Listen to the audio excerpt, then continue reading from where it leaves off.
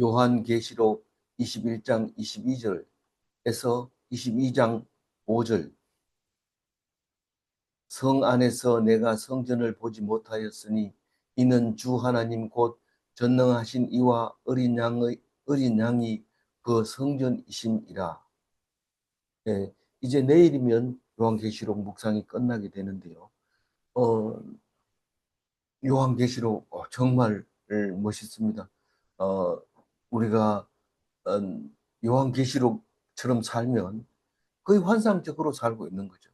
남들이 볼 때는 모자라고 부족하고 그렇게 볼지 모르지만 결국은 천국 삶을 살 수 있게 됩니다. 어, 우리의 삶은 나의 삶이지, 예, 남의 삶이 아닙니다.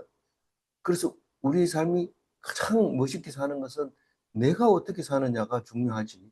남이 나를 어떻게 생각하고 내가 남들에게 어떻게 보이냐, 그게 아니라는 것을 말하고 있습니다. 어, 남들의 평가와 내 속에 있는 것이 다르고 또 내가 가지고 있는 것을 남에게 보여주지도 못합니다. 사실은 나밖에 모르는 것들이 많이 있습니다. 그게 천국 삶의 모습입니다. 어, 그런데 어제 뭐가 있었냐면 어, 신부로 단장한 예루살렘 성이 있었습니다.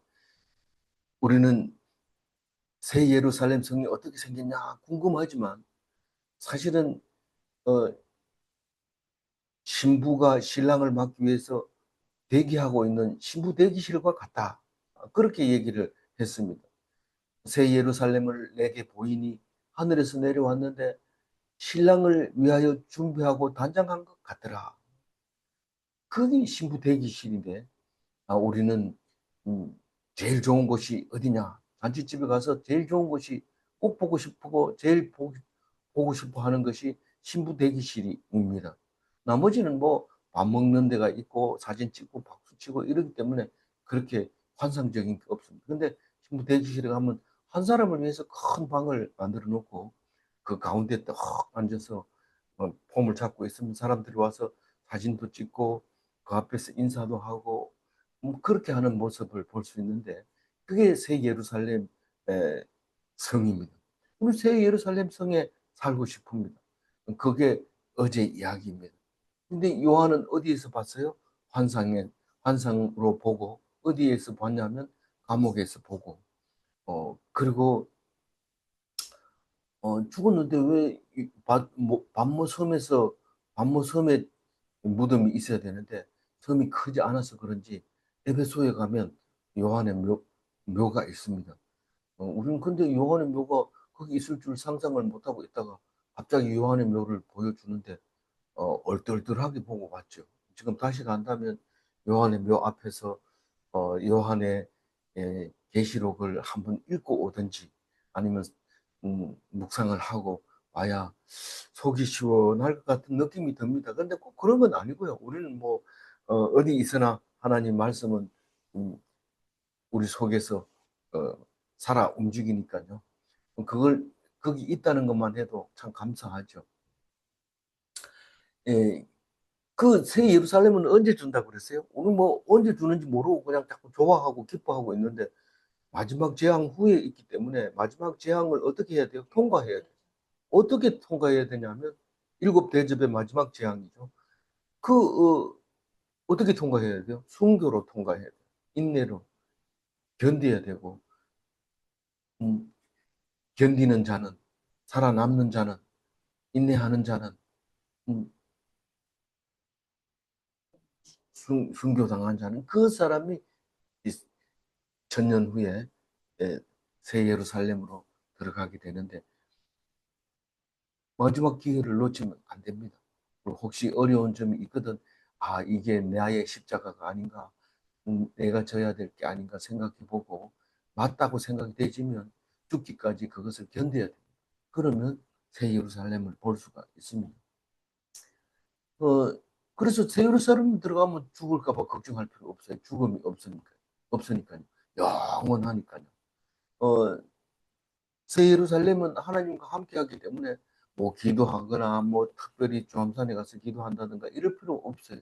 그리고 꼭 예루살렘에 가서 하려고 막 이렇게 차비 돈 빌려가지고 갔다 오고 이렇게 할 필요 없어요.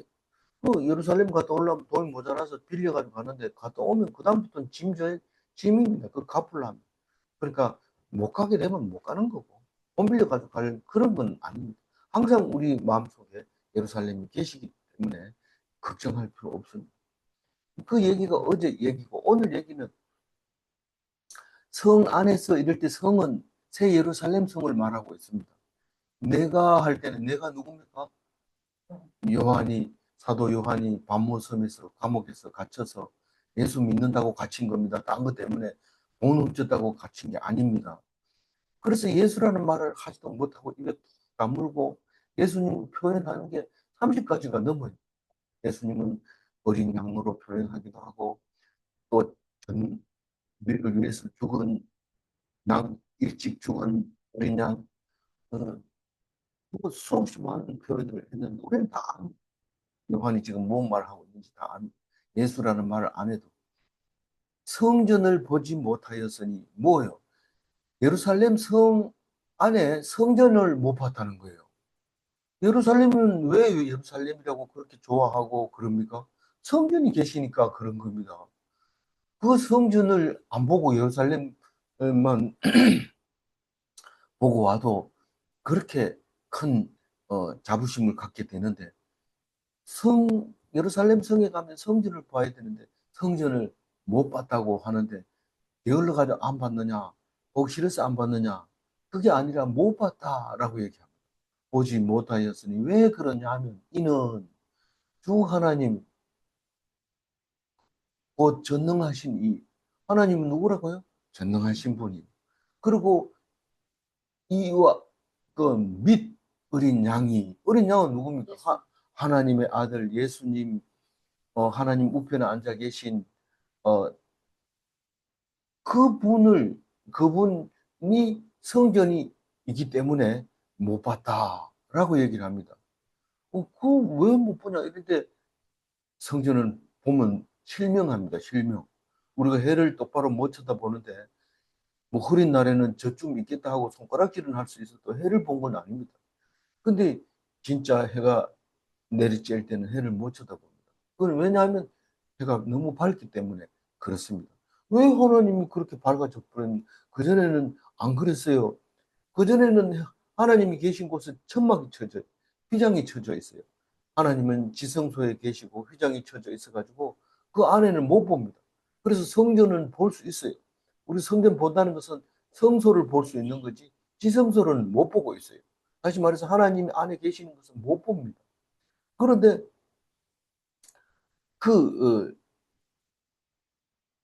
지성소 휘장이 찢어져 버리고 없으니까 지성소가 노출이 돼 버리니까 그걸 보면은 바로 눈을 실명해 버리거나 목숨을 잃거나 그렇게 될 수밖에 없습니다. 그래서 빛이 아주 강력해서 성전 자체를 보지를 못하는 겁니다. 그 성전 지성소가 왜 찢어졌어요? 예수님이 십자가에 달려 죽으셨기 때문에 우리가 직접 하나님과 대면하라고 지성소는 휘장이 찢어져 버립니다. 찢어지기 전에는요, 그 안에 들어가려면 대제사장이 돼야 돼요. 대제사장이 되려면 얼마나 힘드냐면 소를 잡아야 되고 양을 잡아야 되고 많이 잡아야 돼요. 왜냐하면 자기 죄를 씻어야 되니까. 그럼에도 불구하고 죽을 수도 있기 때문에 1년에 한 번밖에 안 들어가는데 들어갈 때는 온갖 장치를 다 하고 들어갑니다. 방울을 달고 발목에 끈을 매고 향을 많이 피우고 기도를 하면서 하나님 저 들어갑니다. 그러면서 이 향을 가지고 팍 하면서 흔들면 그 향이 지성소에 있는 하나님의 속죄소 시언자를 연기로 가득 채우고 그리고 안 보이게 하고 제사장은 그 피를 들고 가서 피를 뿌리고 나오는데 혹시 만약에 죽게 되면 하나님 용서 안 해서 죽게 되면 딸랑딸랑 하는 방울 소리가 안 들리게 하려고 에봇 끝에다가 방울을 달고 들어갑니다. 밖에서 소리가 안 들리면 오랫동안 안 들리면 기다렸다가 발목에 메어놓은 밧줄을 잡아당겨서 끌어냅니다. 왜 가서 못 끌어내고요? 하면 다른 사람이 또 죽으니까요.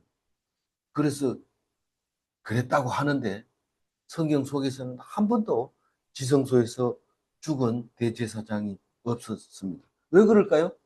하나님은 사랑이시고 속죄하시고 은혜를 베푸시기 때문에 절대로 안 죽으셨습니다. 그걸 누가 알아야 돼요? 우리가 알아야 돼요. 그래야 순교할 수 있어요? 할 수 있습니다. 순교한다고 해가지고 많이 아파요? 똑같이 아픕니다. 똑같이.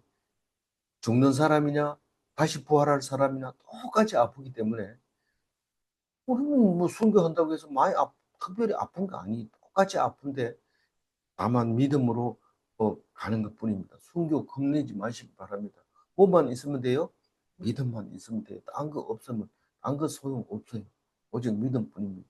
돈 있어야 돼요? 돈 없어도 돼요. 힘이 있어야 돼요? 힘 없어도 돼요. 잘생겨야 돼요? 잘생긴 필요 없어요. 신랑 있어야 돼요? 꼭 신랑이 있어야 되는 거 아닙니다. 신랑 없어도 되고, 하나님이 다 신랑 역할을 해주니까요. 23절. 그 성은 해나 달의 비침이 쓸데없으니 이는 하나님의 영광이 비치고 어린 양이 그 등불이 되시고. 해가 와가지고 이렇게 비춰도 왔는지도 모릅니다. 해가 옆에 있는지. 왜냐하면 햇빛은 그게 하나님의 영광에 비하면 아무것도 아니기 때문에 빛이 안 나니까. 밤의 달은요. 에이, 밤의 달은 안 보인다. 그렇게 된다는 거예요. 그리고 그게 하나님의 영광이라고 그래요. 우리는 영광 이러면 안 보입니다. 눈에 안 보입니다. 그런데 실제로 눈에 안 보이냐? 다 보입니다. 학교 한 200명 모인데 거기서 잘했다고 상 줄 때 앞에 나오라 합니다. 그럼 그거 받고 나오면 그 200명이 다 우러러 봅니다. 그걸 영광이라고 하는데 사실은 하나님의 영광은 그거하고 비교할 수 있을까요? 비교도 안 됩니다. 그러니까 제일 뒤에 있는 사람도 막 기뻐집니다. 이런 영광이 있는 날이 오늘 있구나. 그러면서 좋아하고 기뻐하고 햇빛이 비치면 늘 기분 좋죠. 밤에 어두운데 악몽을 꾸고 막 밤에 또 많이 아파요. 막 온몸이 밤새도록 낑낑 앓다가 해가 딱 뜨면은 그 아픈 게 사라지면서 힘이 나고 세수를 하고 오늘 할 일을 하게 되는. 그런데 그 빛이 그 영광에서 오는 거예요. 대단한 힘을 갖고 있죠. 그 영광이 비치고 그 하나님의 영광이 뭐 비슷한 게 누가 있어요? 어린 양이 하나님의 영광입니다. 그런데 우리가 어디 가려고 하면 뭐가 필요해요? 후라시가 필요해요. 등불이 필요한데 예수님이 늘 함께 하시니까 후라시 살 필요 없어요. 후라시는 왜 제 집에 후라시 참 많습니다. 이 후라시 광희가 이 구석에도 후라시 있고 저 후라시 있고 그런데 마음에 안 들어요. 조금 있으면 건전지가 나가버리고 어떤 거는 조금만 쓰면 희미해지고 어떤 거는 물 들어가 보고 이래가지고 못 씁니다. 그래서 작고 빛이 밝고 오래 쓰고 물 안 들어가고 이런 거 없나 이래 찾아보면 딱 발견하면 좀 비싸도 사게 되죠. 어떤 사람은 밥솥을 그렇게 좋아하는 사람이 있어요. 이 밥솥 사보면 조금 마음에 안 들면 또 저 밥솥 사고 사람들이 이상하다 이런데 이거 얼마 안 가요. 이래 알뜰 시장에서 사면 밥솥 5개 새 거 사는 것만큼 돼요. 온 방에 그냥 음, 밥솥이 있는 사람을 봤는데 이 등불이 여러 개 살 필요 없어요. 어떤 등불은 바람 조금만 불어도 꺼지고 어떤 등불은 힘이 해가지고 고마 자빠지고 뭐 어떤 사람은 기름 자꾸 보충해야 되고 이런데 이 예수님은 이 등불은 이게 뭐 어린 양 예수님 등불은 안 꺼져요. 바람이 불어도 안 꺼지고 기름 넣을 필요도 없고 뭐 준비할 필요도 없어요. 언제나 함께 하시니까 실족하지 않아요. 누구를 만났는데 벌벌 떨고 이럴 필요 없어요. 예수님이 딱 가가지고 있으니까 물으면 대답이 탁탁탁 나오는데 그게 예수님 때문에 그렇다는 사실을 알게 되면 아, 예수님이 나의 등불이었구나 하는 것을 알게 됩니다. 어디에 그렇다고요? 그 성에, 그 성에 가면 하나님의 영광이 해같이 빛나고 어린 양이 등불이 되어서 어디를 가든지 실족하지 않게 된다. 그 성읍이 뭐라고요? 새 예루살렘 성, 천국. 영어로는 시티라고 했어요. 시티. 성읍이라고요. 지금 우리는 업에 와 있지만 그 시티를 말하고 있는. 어제 장날이라서 시내를 통과하지 못하고 변두리를 통과해서 오고 이렇게 했는데 그거하고 비교가 안 되는 거죠. 어디 가요? 새 예루살렘 성이 24절 읽어봅니다. 만국이 그 빛 가운데로 다니고 땅의 왕들이 자기 영광을 가지고 그리로 들어가기. 이 모든 나라가 예루살렘으로 가고 싶어 합니다. 왜냐하면 예루살렘 갈 때는 그냥 뭐 죄 지은 사람이 간다. 물론 죄 지은 사람이 예루살렘 가서 깨끗하게 해가지고 오는 거 있지만은 그게 뭐 재판받으러 가는 거 이런 거 아니고 가면 막 영광이죠. 갔다 오면 막 현수 막 동네에다 걸어놓고 막 그렇게 하는 거죠. 그래서 그 영광을 실제로 동네에서 제가 지금 인도네시아 얘기하고 있는데 인도네시아에서는 동네 사람이 시험을 치고 테스트를 통과하고 추천을 받고 그래가지고 사람이 선택이 돼서 예루살렘 갔다 오면은요 거기에 현수막이 붙어지고 사람을 부를 때 호칭이 달라지고 희망. 그렇게 이렇게 특별히 해주는데 땅의 왕들이 자기 영광을 가지고 예루살렘으로 갔다가 오면 막 빛이 나는 거죠. 그 얘기를 지금 24절에 하고 있는데 이 이야기를 뭐 얘기하자면 막 수없이 할 수 있어요. 인도네시아 무슬림도 그런데 무슬림은 왜 그래요? 무슬림도 거기 모스크가 있는데 황금돔이 있잖아요. 무슬림은 성지가 기독교인 그 예루살렘 한 가지가 밖에 없지만 많습니다. 무슬림 메카도 있고 예루살렘도 있고 또 다른데 사우디아라비아. 또 다른 데도 하나 있습니다. 사우디아라비아에 두 개가 있어요. 이 메카하고 하나는 저 그 누구의 출생지입니까? 그 교주 이스마엘의 아니 저 이스마엘이 아니고 그 모하마드의 그 고향이 거기 있어서 그렇습니다. 거기 가면 그 가로 세로 높이가 똑같은 정방향 그 정방형의 그 모스크가 있는데 우리 어제 봤잖아요. 가로 세로 높이가 똑같은 그 게 예루살렘 성이었다고 그랬잖아요. 그것도 이 성경 보고 그렇게 만든 거예요. 이 성경을 보고 600년 뒤에 자기들이 구약과 신약을 가지고 경전을 만든 게 코란이잖아요. 무슨 모하마드가 만든 거니까. 그러니까 그 사람들이 성경에 있는 거 다 읽고 자기들이 만들어서 집어넣고 이래가지고 코란을 만들어 놓은 거니까요. 그러니까 이걸 다 알고 있어요, 그 사람들이. 이 25절 읽어. 낮에 성문들을 도무지 닫지 아니하리니 거기에는 밤이 없습니다. 성문을 왜 닫느냐 하면 밤에 깜깜하기 때문에 출입을 하지 말라고 닫아버립니다.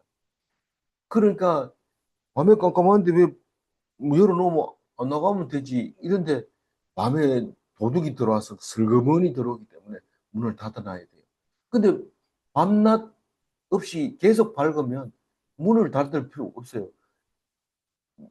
밤이 없으니까요. 그러니까 문이 그냥 열린 채로 이게 문이 있는지 없는지도 모르고 다니는 거죠. 그 밝은 모습을 얘기하고 있는 겁니다. 26절. 사람들이 왕국의 영광과 존귀를 가지고 그리로 들어가겠고. 그게 24절 같은 말이에요. 밤낮인데도 사람들이 거기 들어갔다 오는 것을 영광으로 여기고 존귀한 우리 동네에서 제일 존귀한 사람입니다라고 해서 보내면 여비대 주죠. 갔다 와가지고 또 퍼레이드 해야 되죠. 잔치 벌려야 되죠. 그 예산 다 잡아가지고 그래서 존귀하게 여기게 되는데 사람들이 전부 그 영광을 가지고 예루살렘에 갔다 오게 된다는 겁니다. 27절. 네. 무엇이든지 속된 것이나 가증한 일 또는 거짓말하는 자는 결코 그리로 들어가지 못하되 오직 어린 양의 생명책에 기록된 자들만 들어가리라. 속된 것이 뭡니까? 이거 뭐 찌질한 거, 뭐 별로 좋지도 않은 거, 노름하는 거, 뭐 음란 굴, 그다음에 무슨 뭐 사람 죽이는 뭐 이런 영화 이런 것들이 전부 속된 거예요. 왜 그걸 좋아해요? 편안하니까 뭐 재밌는 거 없나 이런 자극적인 걸 찾다 보니까 그런 걸 찾는데 아주 속된 글을 말하고 있는 거죠.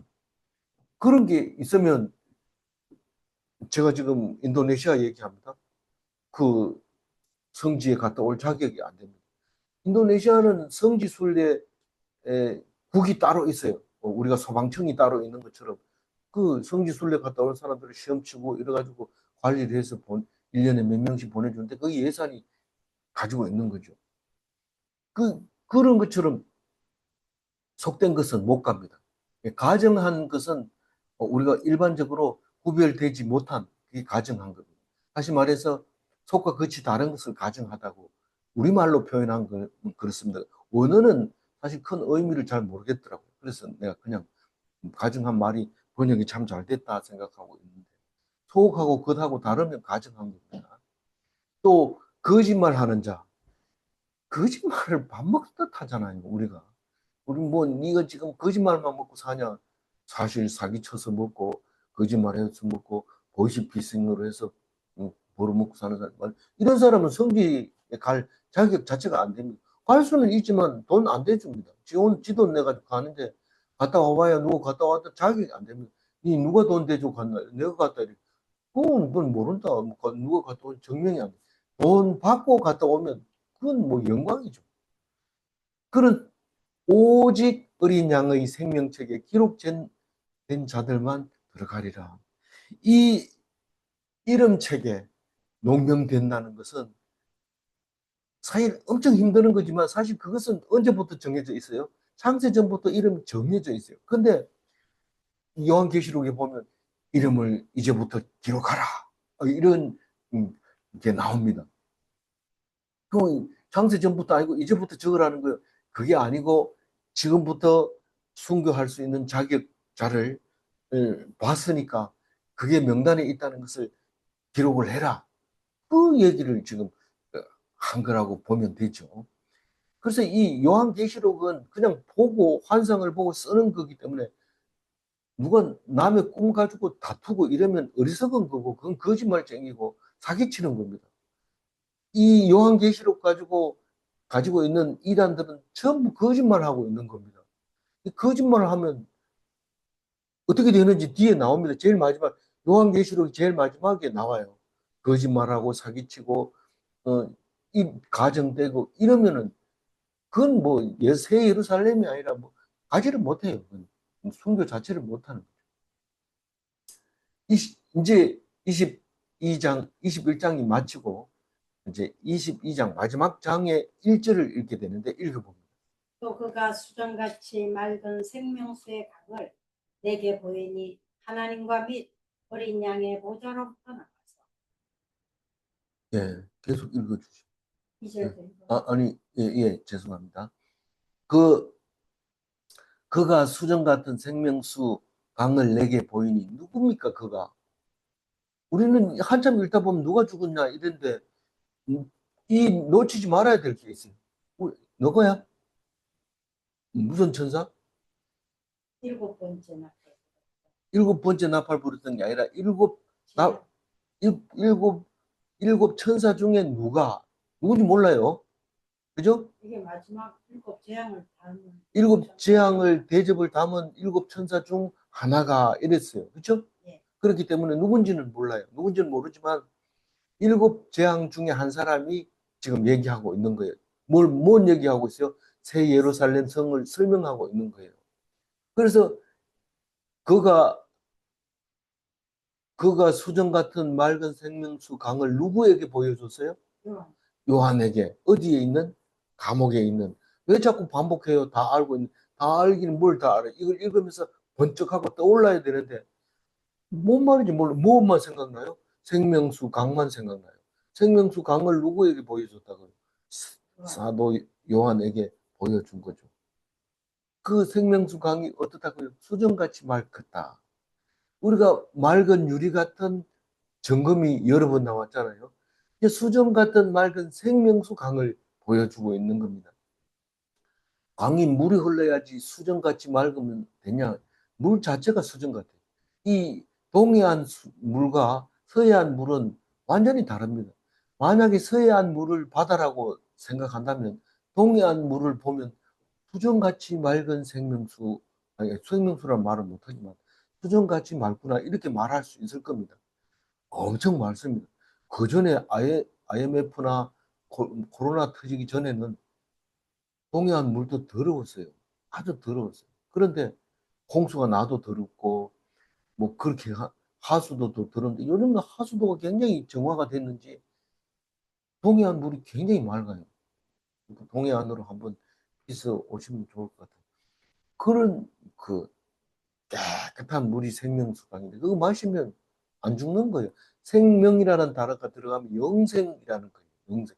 생명이라는 것은 죽지 않는 수명을 말하는데 영생하는 강을 본 거죠. 그래서 하나님과 어린 양의 보좌로부터 이 물이 흘러나왔다.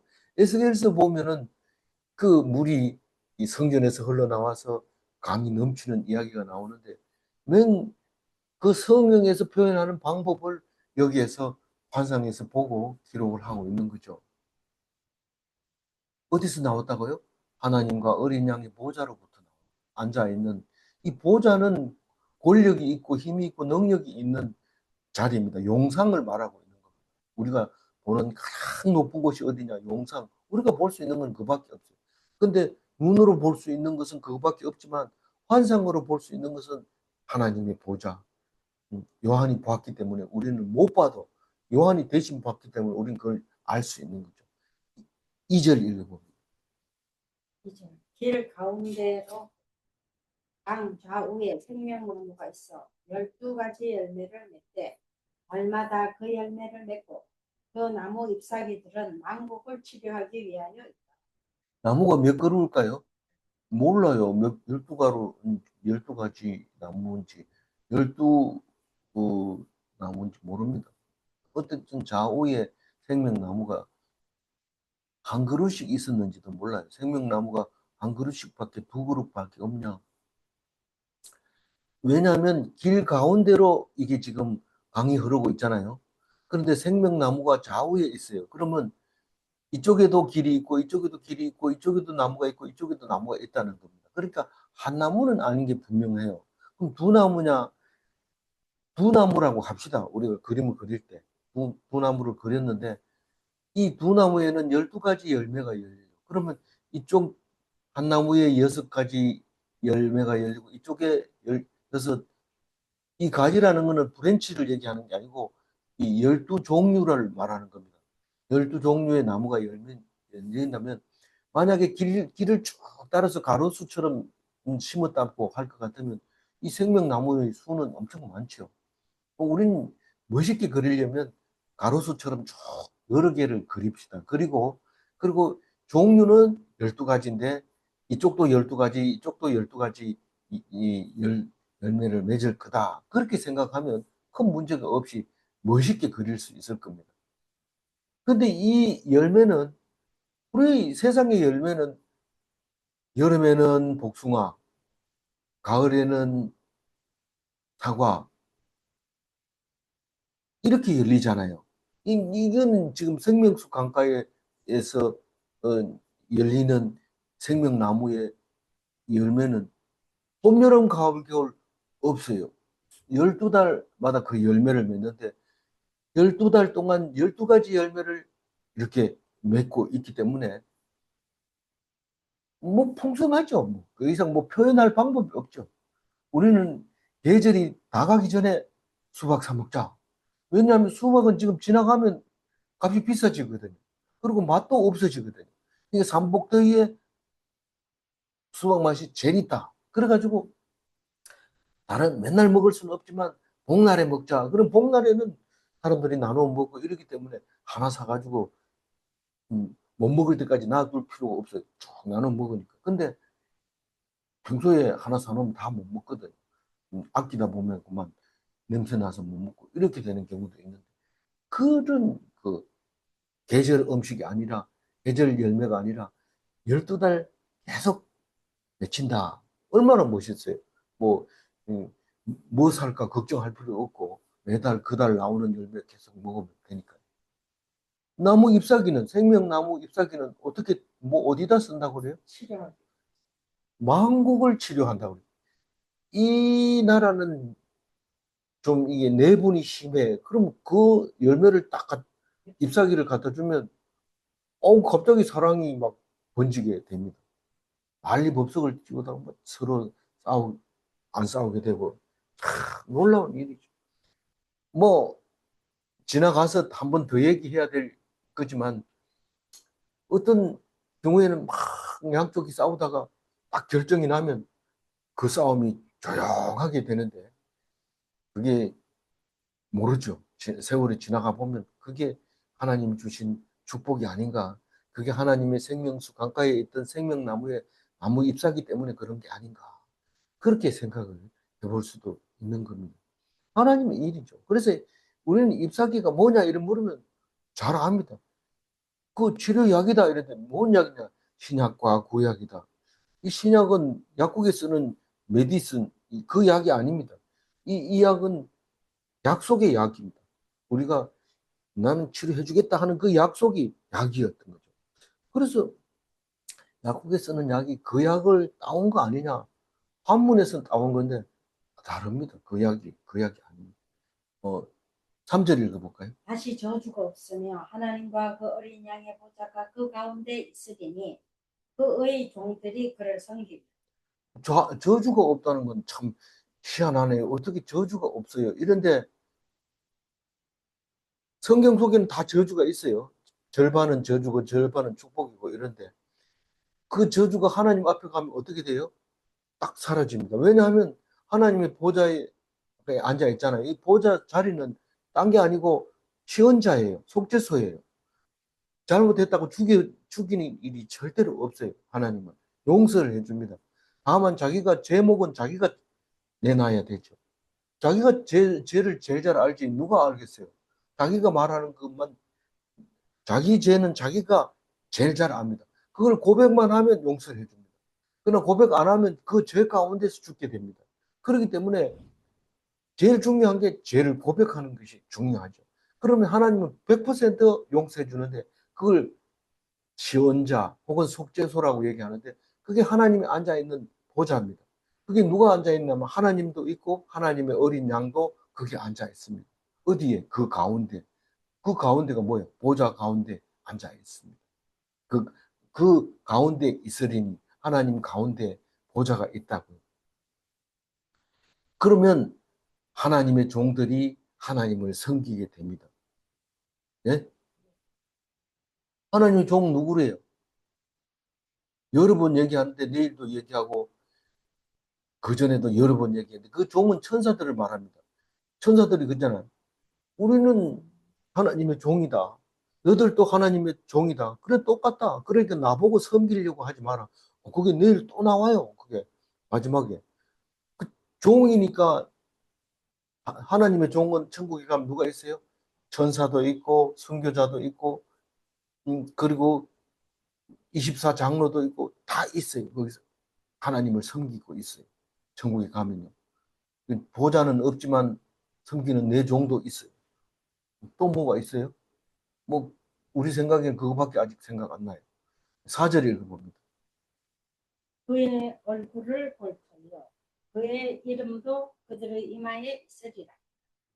그 얼굴은 당연히 대면하고 보죠. 어떻게 봐요?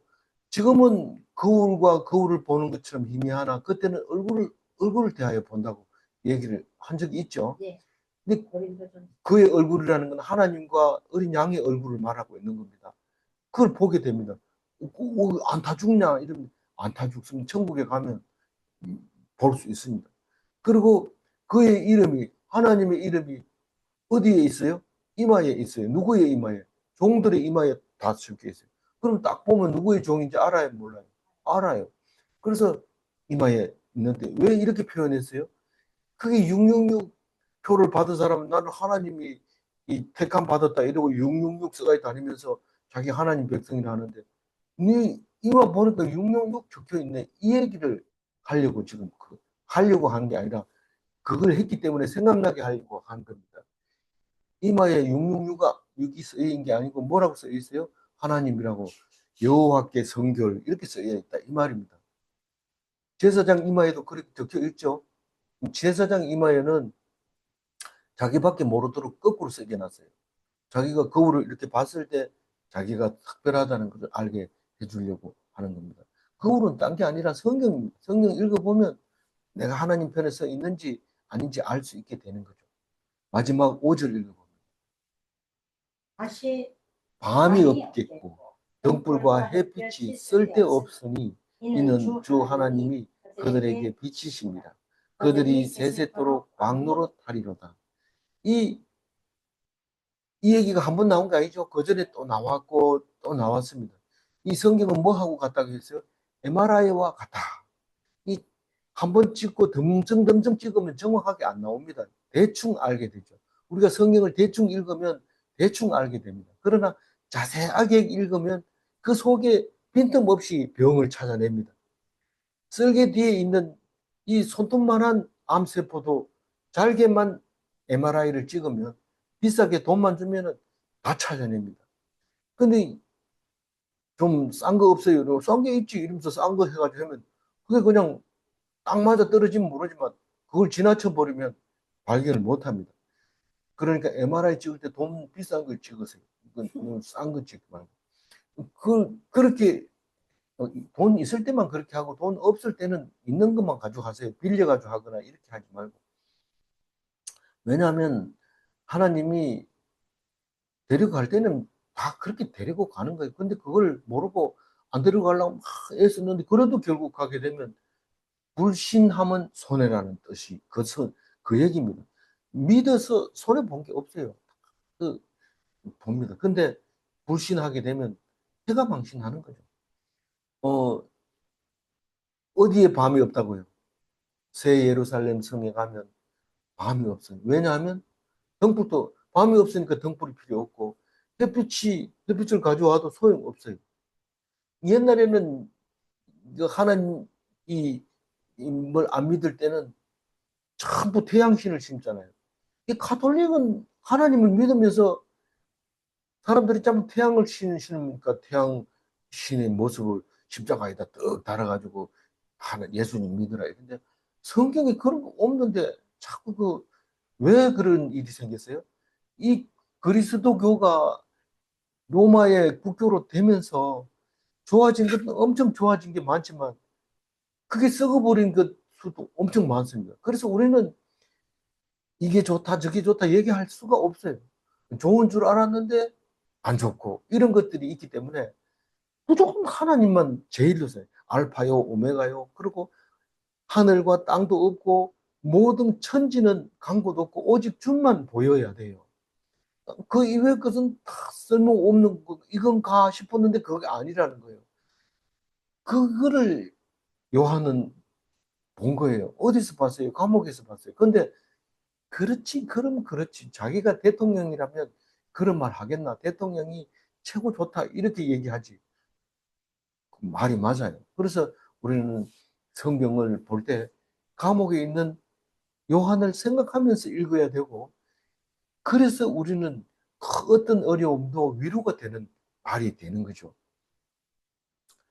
다시 한번 5절 읽고, 읽어봅니다. 다시 밤이 없겠고 등불과 햇빛이 쓸데없으니 이는 주 하나님이 그들에게 비치심이라. 그들이 세세토록 왕노릇 하리라. 누가 왕노릇 한다고 그랬어요? 그 안에 있는 새 예루살렘 성 안에 있는 하나님의 종들에게 빛을 비추고 그 종들이 왕노릇. 아니 종이 무슨 왕노릇 합니까? 이 성경은 희한한 말을 하기 때문에 이해를 못하는 경우가 있습니다. 이 왕은 하나님이 왕이고 그 왕 노릇한다는 것은 버금왕이라는 거예요. 왕이 아니라 왕 노릇하라는 거예요. 왕 노릇. 우리가 하나님을 믿는 사람은 어디 가도 찌질하게 안 합니다. 왜냐? 내가 너희들의 종이냐? 그럼 누구 종이냐? 하나님의 종이다. 그러니까 너희들은 나의 종이다. 왕 노릇하는 거죠. 어디를 가도. 왕은 기 죽어요, 안 죽어요? 기 안 죽어요. 어디 가도 폼 나요, 안 나요? 폼 나죠. 복 받은 것 같아요. 복 받은 것 같아요. 그래서 복의 통로가 되기도 하고 어디 가도 거룩하게 되고 음, 귀신 들린 사람도 막 나가버리고 왜냐면 왕이기 때문에 귀신 야단치면 나가고 아픈 사람 손 딱 얹어 뿌리면 나아버리고 뭐 우울증 걸린 사람은 슥 지나가서 눈만 딱 마주쳐도 벌써 기분이 좋아가지고 확 따라가요. 나 따라가면 안 돼요. 따라오지 마라. 니는 가가지고 우울증 고쳤다고 얘기해라. 이러면 나가가지고 그거 고치면서 막 은혜 받아가지고 온 동네가 기분 좋아지고 그런 일이 생기는데 그게 왕 노릇하는 거예요. 하나님의 종이 왕이 아니고 왕 노릇입니다. 이건 버금왕으로 살아라는 겁니다. 왕은 누구고요? 하나님이고. 중요한 말이죠. 뭐 5절을 가지고 중심 말씀을 잡으려고 했다가 제가 22절을 같이 했으니까 22절 한번 읽고 마무리하겠습니다. 성 안에서 내가 성전을 보지 못하였으니 이는 주 하나님 곧 전능하신 이와 및 어린 양이 그 성전이시니라. 네. 새 예루살렘 성은 햇빛이 쓸데 없습니다. 새 예루살렘 성은 밤이 없습니다. 질문합니다. 잘 듣고 대답해 주세요. 요한이 본 성 이름은 새 예루살렘 성인가? 아멘. 두 번째 질문. 새 예루살렘 성은 마지막 재앙 이후에 임하시는가? 그렇습니다. 기도하겠습니다. 하나님, 감사합니다. 우리에게 요한계시록을 주시고 요한계시록 속에서 어려움을 당하는 사람이 위로가 되게 하시고 고통당하는 사람에게 치료가 되게 해 주셔서 감사합니다.